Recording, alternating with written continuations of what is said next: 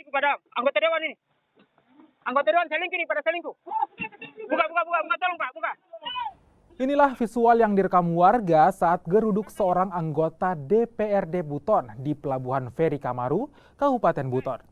Anggota DPRD berinisial LS ini digeruduk warga saat sedang berduaan dengan istri orang di dalam mobil. Dari rekaman itu terdengar suara lelaki meminta oknum anggota DPRD untuk membuka pintu mobil. Saat terbuka, terlihat seorang wanita berinisial HS sedang duduk. Warga menyebut anggota dewan asal partai PKS Pasar Wajo membawa istri orang selama 3 hari ke Wanci Wakatobi. Kapolsek Lasalimu Ibtu Anwar membenarkan adanya laporan seorang warga yang menyatakan istrinya dibawa kabur oleh seorang anggota dewan.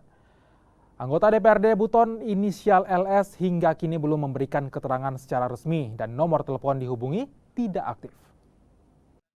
Masyarakat yang datang mengadu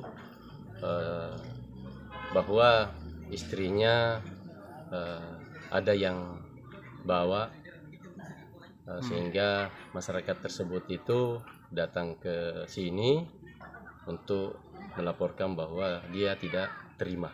Yang di atas mobil hanya berdua. Berdua? Iya. Oh, berdua saja. Berdua Salah saja. satunya dengan istri yang melapor. Yang pelapor itu istrinya. Untuk laki-laki sendiri Pak, anggota DPR?